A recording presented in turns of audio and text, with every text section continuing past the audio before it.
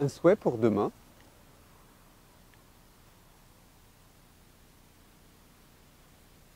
Le souhait pour demain, c'est de ne plus avoir à faire de souhait pour demain. C'est joli. C'est-à-dire arriver à vivre vraiment au présent, hein, et cesser de nous projeter précisément vers l'avenir, cesser de nous projeter vers demain, cesser de supporter le poids du passé. Alors que si on observe son propre esprit, si on observe de manière extrêmement profonde à travers l'expérience de la prière, de la méditation, appelez ça comme vous voulez, mais si on essaie de s'observer avec beaucoup d'attention, on se découvre soi-même, on doit se découvrir soi-même. Et d'ailleurs, au fond, c'est la vieille injonction de l'oracle de Delphes, Gnostis et Afton, connais-toi toi-même. Hein. Et alors, qu'est-ce qu'on découvre d'abord? On découvre un esprit, on découvre son propre esprit, on découvre que nous sommes un esprit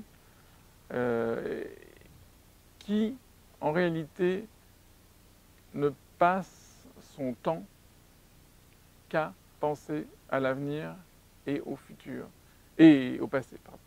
Donc nous sommes un esprit qui est prisonnier du temps, qui est prisonnier du passé et du futur.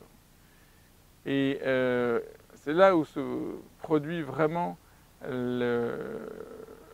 comment dirais-je, où doit se produire le saut, ce que j'appelle le saut, la percée ou le saut. Il faut arriver à aller au-delà de ce cercle du passé et de l'avenir pour rentrer, ce qui est paradoxal, dans l'expérience de l'instant présent.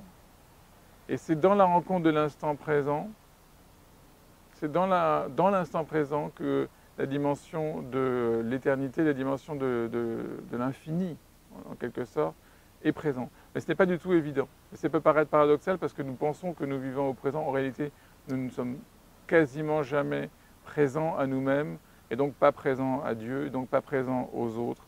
Et nous sommes des ombres qui, furtives, ne faisons que passer toute notre vie à côté de notre propre existence. Donc, pas de souhait pour demain. Merci.